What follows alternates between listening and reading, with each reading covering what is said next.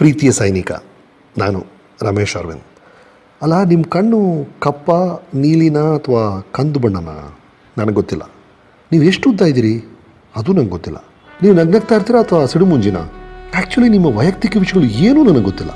ಆದರೆ ಒಂದು ಮಾತ್ರ ಖಂಡಿತ ಗೊತ್ತು, ನೀವು ಅಪರೂಪದ ವ್ಯಕ್ತಿ. ನಾನು, ನನ್ನ ಹೆಂಡತಿ, ನನ್ನ ಮಕ್ಕಳು ಹ್ಯಾಪಿಯಾಗಿ ಇಲ್ಲಿ ಬೆಂಗಳೂರಲ್ಲಿ ಶಾಪಿಂಗ್ ಮಾಡ್ತಾ ಇದ್ದೀವಿ ಅಂದರೆ ಅದಕ್ಕೆ ಕಾರಣ ನೀವು. ಹದ್ದಿನಂಥ ನಿಮ್ಮ ಕಣ್ಣುಗಳು ಗಡಿಯನ್ನು ಕಾಯ್ತಿರೋದ್ರಿಂದಲೇ ನಾವಿಲ್ಲಿ ನೆಮ್ಮದಿಯ ಕಣ್ಮುಚ್ಚಿ ಮಲಗಿದ್ದೀವಿ. ನಮ್ಮ ಖುಷಿಯ ಹಾಡುಗಳು, ನಮ್ಮ ಕುಣಿತಗಳಿಗೆ ನೀವು ತುದಿಗಾಲಲ್ಲಿ ಅಲ್ಲಿ ದಿನ ರಾತ್ರಿ ನಿಂತಿದ್ದೀರಲ್ಲ, ಅದೇ ಕಾರಣ. ನಿಮ್ಮ ಧಾರ್ಮಿಕ ನಿಲುವುಗಳು ನನಗೆ ಗೊತ್ತಿಲ್ಲ, ಆದರೆ ನಮ್ಮ ಪ್ರಾರ್ಥನೆಗಳು ಮಾತ್ರ ಸದಾ ನಿಮ್ಮ ಜೊತೆಗಿದೆ. ನಿಮ್ಮ ಮದುವೆ ಆಗಿದೆಯಾ? ಅಪ್ಪ ಅಮ್ಮ ಆರೋಗ್ಯವಾಗಿದ್ದಾರಾ? ನಿಮ್ಮ ಫ್ಯಾಮಿಲಿ ಬಗ್ಗೆ ಏನೂ ಗೊತ್ತಿಲ್ಲ, ಆದರೆ ಒಂದು ಮಾತ್ರ ಸ್ಪಷ್ಟವಾಗಿ ಗೊತ್ತು, ನಿಮ್ಮ ಮನೆಯವರು ನಿಜವಾಗ್ಲೂ ವಿಶೇಷವಾದ ಗುಂಪು. ನಿಮ್ಮನ್ನು ಮಿಲಿಟರಿಗೆ ಸೇರಿಸಬೇಕು ಅಂತ ಒಪ್ಪಿದ ನಿಮ್ಮ ಅಪ್ಪ ಇದ್ದಾರಲ್ಲ, ಅವರ ನಿಲುವು ವಾವ್, ಮಹಾ ಸಂದೇಶ.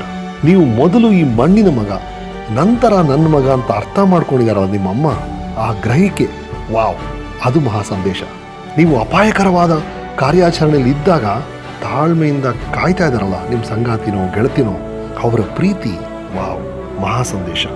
ಎಲ್ರಿಗಿಂತ ನೀವು, ನಿಮ್ಮ ಆದರ್ಶ ವಾವ್, ದೇಶಕ್ಕಿಂತ ಮಿಗಿಲಾದಿದ್ದು ಯಾವುದೂ ಇಲ್ಲ ಅಂತ ಬಡಿಯೋ ನಿಮ್ಮ ಹೃದಯ ವಾವ್, ಮಹಾ ಸಂದೇಶ.